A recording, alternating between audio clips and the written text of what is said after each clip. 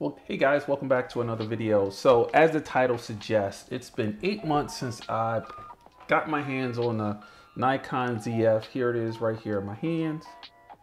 And I basically wanted to give you guys my views and opinions on this camera since owning it and shooting with it, video and stills.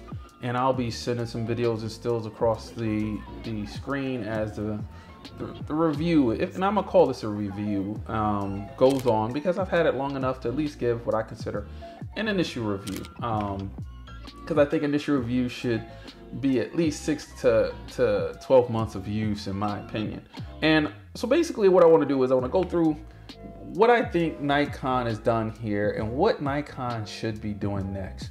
So overall, what Nikon has done, Nikon has created what I think is a fantastic retro styled camera for those of us that want to go back to the time of film and the styling of film cameras with a more modern flair to it, modern features and specs and so forth for stills and video.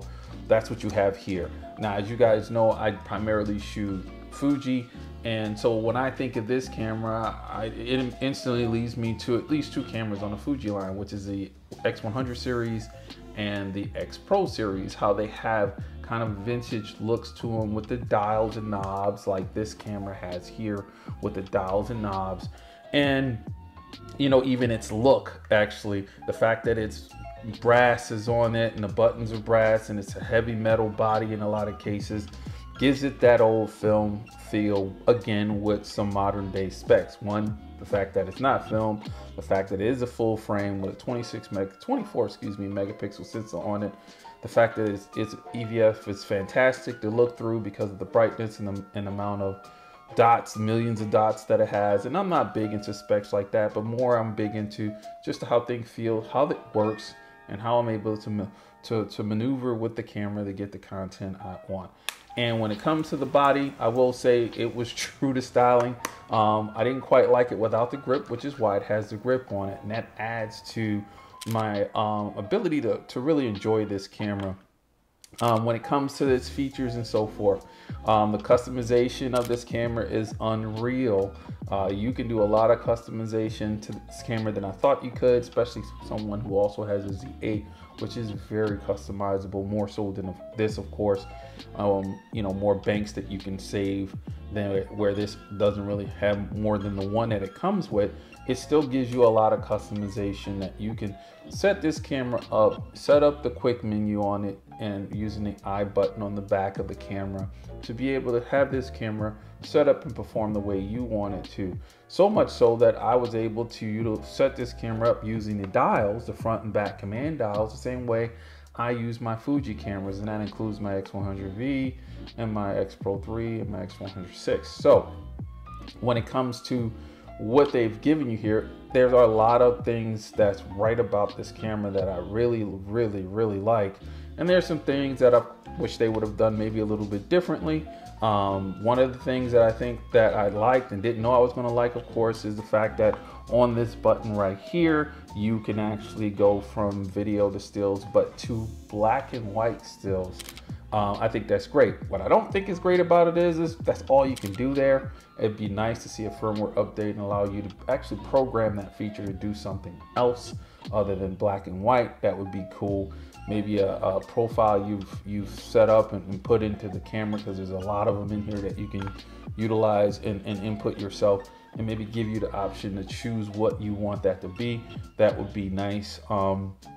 As far as the flaps on here, I think they're fantastic. Not quite like the Fuji, where it's just a door and it opens up to everything. There's pros and cons to that, just like there's pros and cons to this. Some people don't quite like the flaps, they don't bother me. Some people don't quite like the bottom door, that doesn't bother me. But what I will say I like that they did, that I think they should do, not just on the Nikon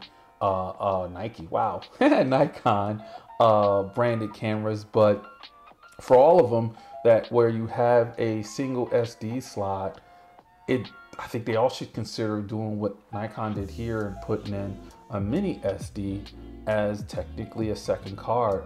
It's been phenomenal. I've been able to put a really big card in there, and it's pretty much become kind of like internal memory for the camera, and it gives me a sense of security when it comes to backing up images I take when I use this and have used this. And as you can hear from my tone and talking about the camera, I'm definitely going to hold on to this, but I've used it for professional work.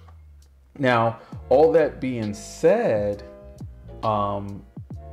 there are some things I think they could have not done, and I think it would have been better for, say, stills. This camera is stills oriented, especially the way it's designed, especially the way you look at it and want to take it and shoot it like a stills camera. It just oozes the vintage. I think it was what, a F2, I believe, or FM2. I'm not 100% sure on that. But the flip out, as a content creator, I can honestly say I have mixed emotions about the flip out screen, because as a content creator, I like it for video app. I like it to be able to have that out and walk around and handheld and do video. I can't say I care too much about it for doing a selfie type or vlogging, because I don't vlog with this camera. Just like I don't vlog in that respect with my X100 series camera or my X Pro for that matter, because I use my Osmo Pocket 3 or I use my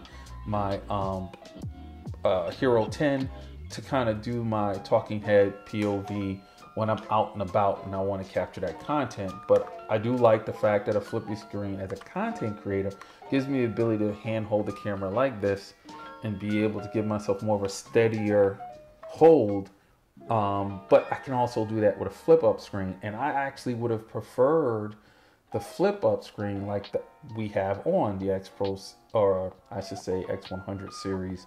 Like I would have actually preferred just literally a straight flip up. Now with that, I know you lose one feature I do like a lot about this camera and cameras like this, which is the fact that I can close this and turn that LCD screen around, and it gives me a sense of protection for that. At the same time, I can truly treat this like a film camera and not see the images while I just go and shoot, right?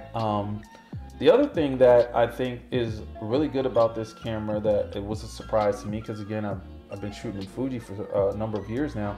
I'm just now kind of getting back to Nikon, is the video. The video, I will admit, from the times I've used this and gone out and done my street photography, content creation, the video is been phenomenal.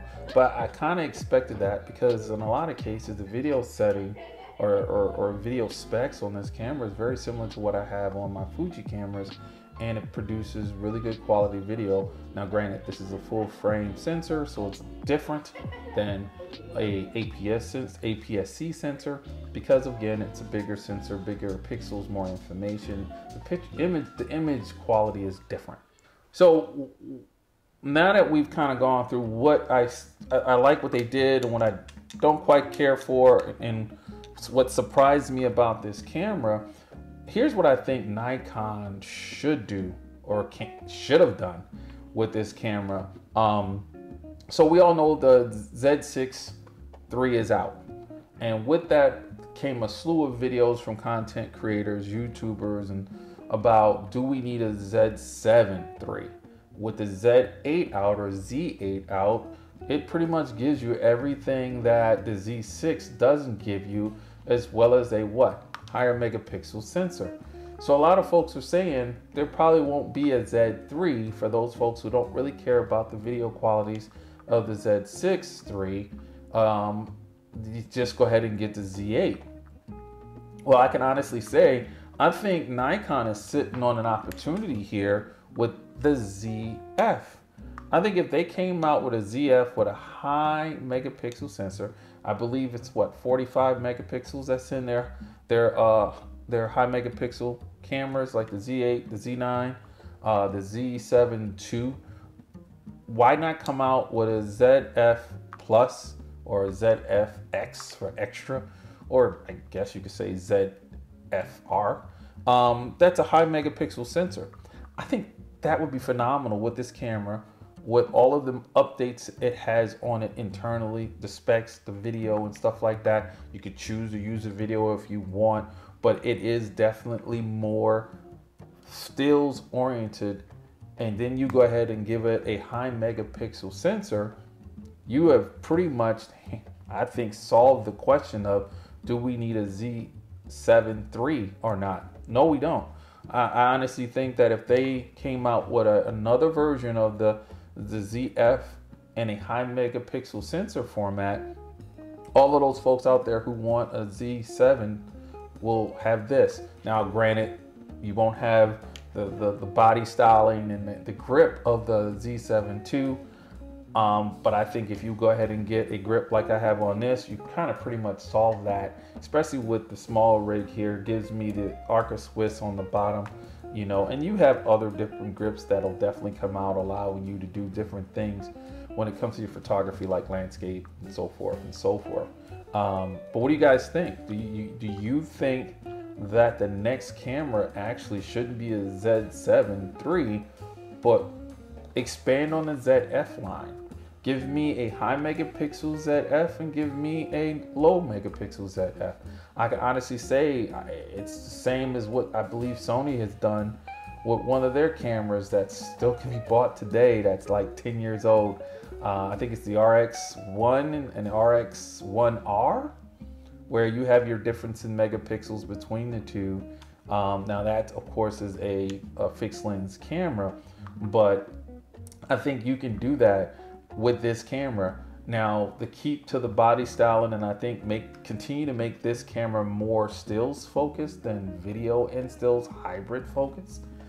Give me also some retro style lenses to couple with that, and I happily trade in this wonderful 40 with this, you know, kind of industrial look to it on this body, and go definitely for something like that, which is why I can understand why a lot of folks are adapting vintage lenses to their ZF cameras and going out and having some fun with that. So let me know what you guys think in the comments. You know, I really think they knocked it out of the park with this camera. It was clear that they did with the ZF-C. Everybody clamored for a full frame and Nikon gave it to them.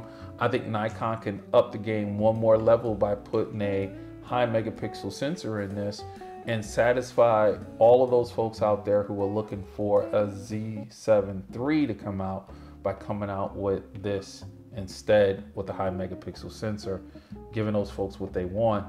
And again, get rid of the flippy screen, leave it a flip up screen, put the Z8 screen on there if you want, and there you go. I think you have a winner. This was just a quick, you know, review of this camera, and what I feel about it after 8 months is definitely something I'm keeping in the lineup, and plan on using it and having fun with it for a long while here, unless they do come out with what I'm talking about. So Nikon, if you're listening and it's in the works, hit me with a prototype. You guys have a good one. See you on the next video.